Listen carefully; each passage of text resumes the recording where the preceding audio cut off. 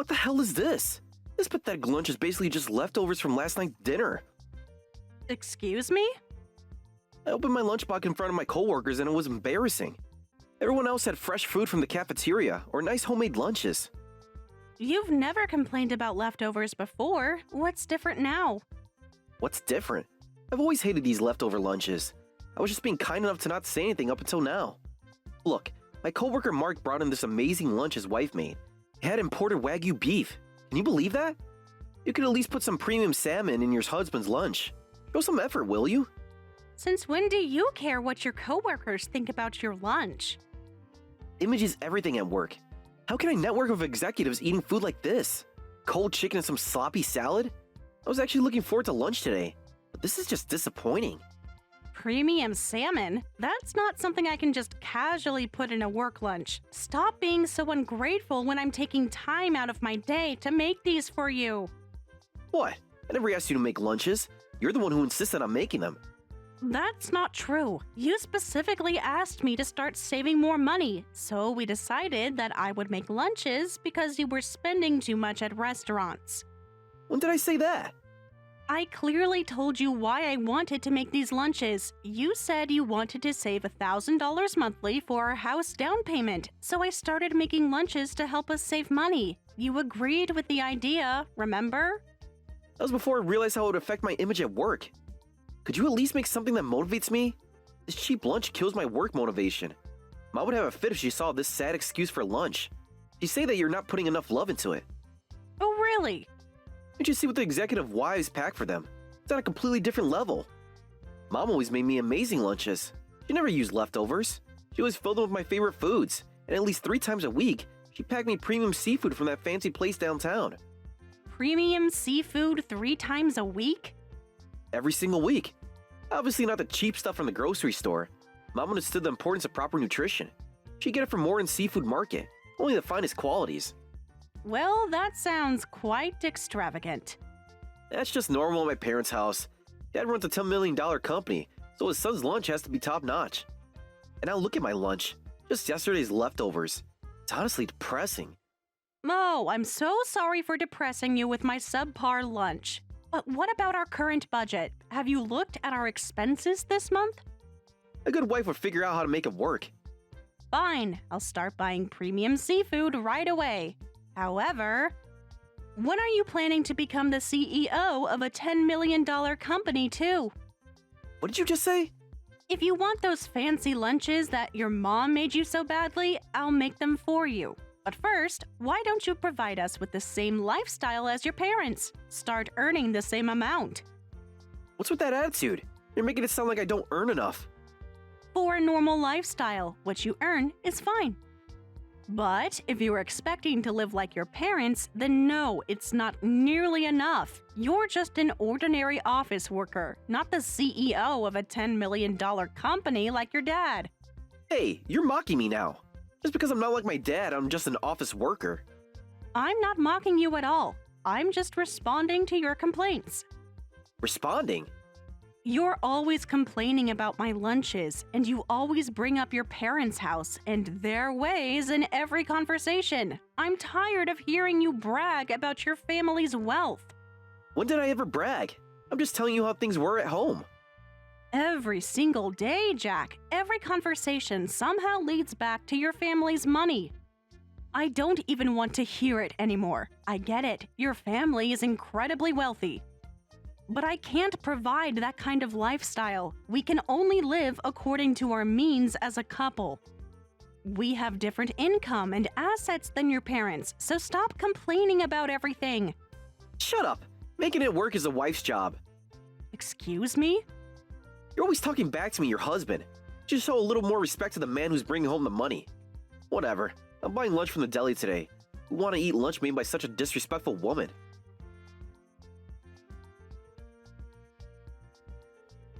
Listen here, Emma. Kevin told me everything. How dare you? You're always mocking my son and making him feel like a fool. Jack is exaggerating everything to you again, Patricia. I haven't done anything like that. Now, if you'll excuse me, I'm still at work. Don't you dare ignore me. I saw the pathetic lunch you made him. He sent me photos. That's not how you pack lunch for an aspiring executive. I'm in the middle of an important project. Can we discuss this later? Wait right there. I don't care about your work. My son's reputation is more important right now. What? Your attitude is ruining Jack's career prospects. He can't focus at work because of you. I've heard everything from Jack. You're always criticizing him for not being ambitious enough. I bet you expected to live a luxurious life with the son of a CEO. And now you're disappointed he's just a regular office worker. What kind of wife talks about her husband like that? I never expected anything like that, and I have no complaints about our normal life. Jack's the one who's dissatisfied. What did you say? He's always bringing up life at his parents' house. Despite being an ordinary office worker, he wants to live like he's rich, and he constantly criticizes my housework and our daily life. Of course he should criticize. It's your job as his wife to figure out how to give Jack the same luxurious lifestyle we have. How am I supposed to do that? When I was your age, I worked 3 times harder than you. Listen, Robert and I weren't always wealthy. Your father-in-law started as a regular office worker too, but I supported him as a wife throughout everything. I always encouraged and stood by him. I skipped meals to buy him designer suits. I worked part-time jobs to pay for his business courses. And thanks to my support, he's now a successful CEO. Building a $10 million company from scratch is really impressive. I genuinely respect Mr. Anderson for that. Then why aren't you following my example? Listen carefully. To have a satisfying life, you need your husband to work hard. And as his wife, you need to support him properly so he can focus on his work. But you work full-time instead of dedicating yourself to supporting Jack. All you do is mock Jack and complain. You need to support him properly and help him create a better life. So this is all my fault? Of course it is. Jack hasn't done anything wrong. Your career is getting in the way of Jack's success. Really? Do you know how much it hurts to see my son eating lunches from a deli? The thing is, Robert should just hurry up and make Jack the heir to the company. But that man is so strict about work-related matters. He won't let Jack inherit just because he's his son, and he won't give him special treatment. That's just how he is. That's why Jack had to job hunt like everyone else and ended up at a completely unrelated company as a regular employee. I know. Jack deserves better than this ordinary life you're forcing on him. But as our son, he can definitely work his way up and become successful like his father. That's exactly why he needs your support, Emma. Whether he succeeds or not depends entirely on you. On me? A wife's devotion can move mountains, but you're not even trying. Jack's told me other things too. Apparently, you make him do household chores like cleaning the bathroom. Yes, we both work, so I think sharing housework is normal, though I still do about 80% of it. Don't be ridiculous. Even if you both work, you should do all the housework. All of it? A man can't focus on his career with household duties weighing him down. You should do everything when you get back from work. Or you should just quit altogether. That way, Jack will have more free time. He can use that time to rest and recharge for work the next day. Naturally, he'll start performing better at work, get promoted, and his income will increase. If we keep this perfect cycle going, Jack could easily become a CEO. No, that's the worst possible cycle. That puts way too much burden on me as his wife. I like my job. I understand that some women enjoy being a housemaker, and I respect those women for throwing themselves into the hard, laborious work they do in the home. But I enjoy working too. I don't want to give up my job just to focus on the house. This is why your generation is so weak. You can't handle any sacrifice. You just don't get it. If you want to become a wealthy wife like me, this kind of sacrifice is expected. I never said I wanted to be a wealthy wife. Anyway, from now on, make sure you properly support Jack as his wife. He has the potential to be successful, just like his father.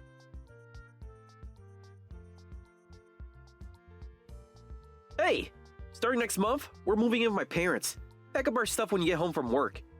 What? We're living together with your parents? Why so suddenly? Don't act surprised. You know things aren't working here. Mom and I talked it over and we decided you need proper wife training. Wife? What? You clearly don't understand how to be a proper wife. Mom gave you some guidance the other day, right? That you should do all the housework as a wife. That some sacrifices necessary for your husband's success. You call that guidance? Mom says you've been ignoring all her calls and advice. But you haven't changed at all. You still make me clean the bathroom. That's why I can't recover from the fatigue of working. Can't get promoted and can't become like Dad. It's all your fault. Excuse me? You know how embarrassing it is when Mom asks about my career progress? Well, nothing's changed, so Mom finally decided to take action for us. We'll live together, and she'll give you thorough training to be the perfect wife. She'll teach you how to be a proper wife who can guide her husband to success. You're gonna learn from Mom at our house. I'm curious, how exactly will she teach me? Did Patricia prepare a textbook, or will there be nightly lectures? Don't mock my mom's methods. Mom says she'll start by teaching you to be submissive to your husband. Basically, you won't talk back or complain to your husband. Of course, you'll do all the housework. She says she'll teach you all the basics. This is just about working your disrespectful wife to the bone, isn't it? If that's all it took to make a husband successful, every wife in the world would be doing it. You still don't get it. This is for our future. Just so you know, once we move in, you'll be in training. You won't eat the same food as us, and she's preparing separate quarters for you in the guest house. Not even being treated as family? That's basically being a live-in maid. It's temporary until you learn your place. Mom says it'll help you understand your role better. If you want to be treated as a wife, don't talk back to your husband. Once we move in, Mom and I will work you like a maid, so be prepared. Thank you for the job offer. What? Job offer? You're offering me a position as a live-in housekeeper, right? You don't need to treat me like a wife anymore. I don't plan on being your wife anyway, so please feel free to treat me as a maid. However, matching my current salary is the minimum condition. And since it's a live-in position, I'm thinking $3,500 per month plus 4 months bonus would be sufficient for my salary. I'd also need health insurance and paid vacation days. Monthly salary? Why should we pay you that much just for living with us? What are you even talking about? Did I say something strange? You said you'll work me like a maid, so I'm just following along. I'm preparing myself for a professional housekeeper position at your parents' house. That's what you want, isn't it? What? Professional housekeeper? Your title is my wife. As my wife, you should sacrifice everything for your family and husband. That's what we're talking about. Were you even listening? I told you I don't plan to be your wife anymore. I'm getting a divorce, so I'm not your wife anymore. What? Divorce? Wait, are you serious? This isn't something I joke about. I've decided to divorce you, Jack. What did you say? I've already contacted a lawyer. They'll be sending the papers soon. Once the divorce is final, we'll be strangers. If you want to hire a stranger as a live-in housekeeper, you need to pay proper compensation. If you can't do that, I won't accept the housekeeper position. Wait a minute, why are we suddenly talking about divorce? That's not what we were discussing. True, we were talking about moving in with your parents, a decision you and your mother made without consulting me, and with the declaration that you won't treat me as a wife, but as a maid. After hearing that, isn't divorce the natural conclusion? I was already fed up with you and Patricia, but this was the last straw. I'm tired of you both. You and Patricia's constant interference. I want to be free from all of this, and the only method I can think of is divorce. Wait! So you're angry because we decided on living together without asking you? That's why you suddenly brought up divorce, right? I'm not angry at all. It's just clear that divorce is our only option now. What? I've already packed my essential belongings. I won't be coming home from today. I'll stay at a hotel or something. I'll have my lawyer handle the divorce proceedings. Hey, wait a minute. A lawyer? Are you seriously planning to divorce me? That's what I'm telling you, Jack. I'll contact you through my lawyer later. Oh, but I am still considering the live-in housekeeper position, so I'll send an employment contract with terms and conditions along with the divorce papers. See you.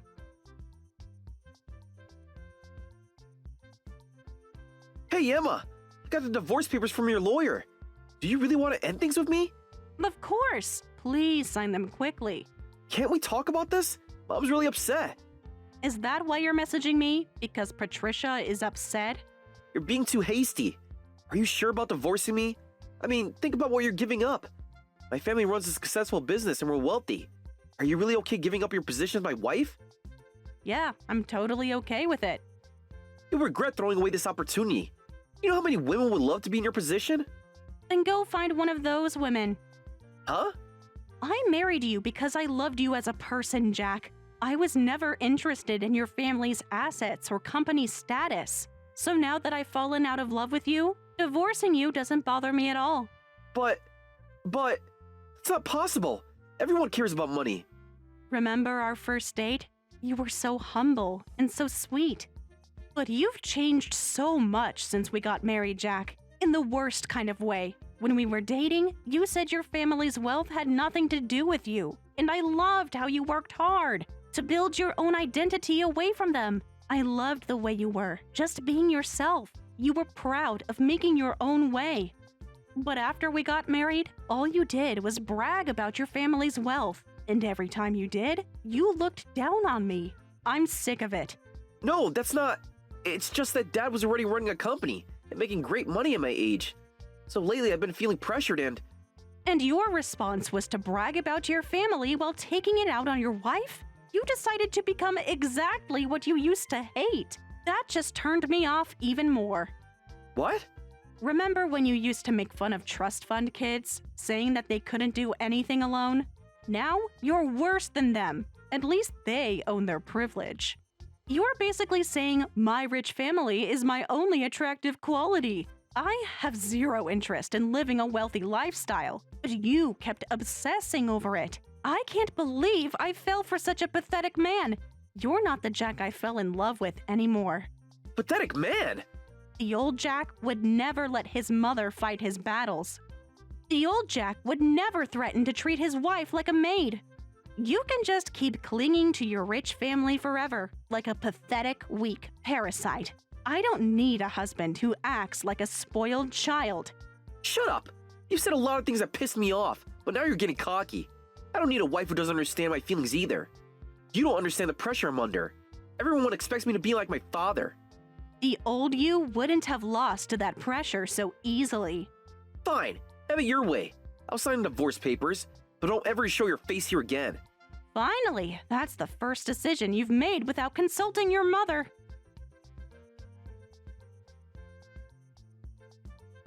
Letting a woman like you marry into our family was a mistake. I was even going to give you special wife training, but instead, you chose divorce. Don't ever come near our house again. Don't worry, I wasn't planning to. You had such a golden opportunity. You'll definitely regret divorcing Jack, and you'll regret refusing my special wife training, how to guide your husband to success. If I held a seminar, it would be worth at least $10,000, but you missed out. Sounds like a scam seminar to me. And for $10,000, people would be forced to listen to your made-up stories. Who would actually pay for that?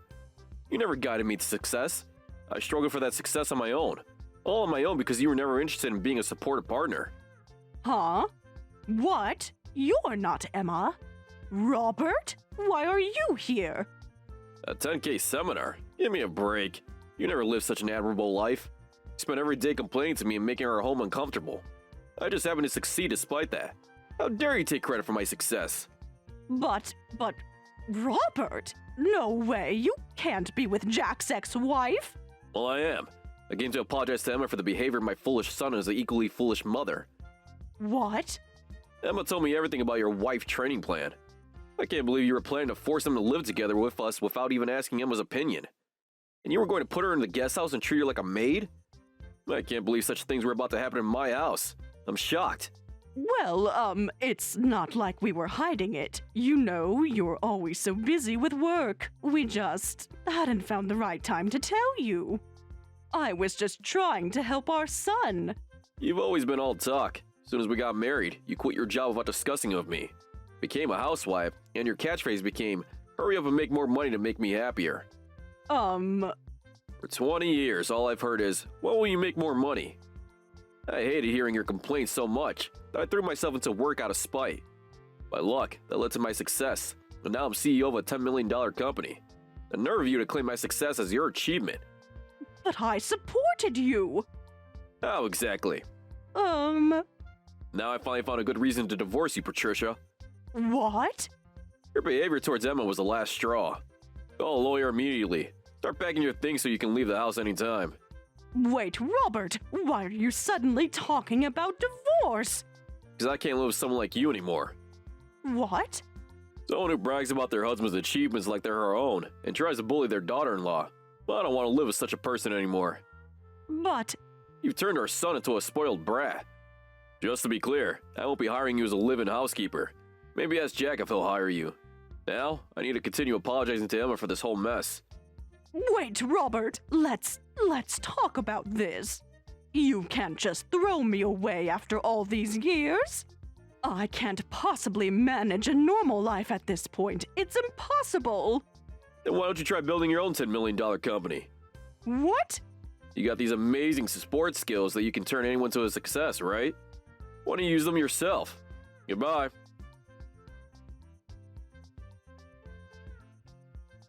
Later, Jack's parents did get divorced. Although Patricia received a decent settlement, Jack demanded, "Give me your settlement money. I'll use it to start a company. I'll build such a huge corporation that Dad and Emma will be shocked." He essentially forced her to hand it over. Despite Patricia's desperate attempts to support him, his grand business venture collapsed within just 6 months. I heard they've already burned through all their savings and are now living in a cheap apartment.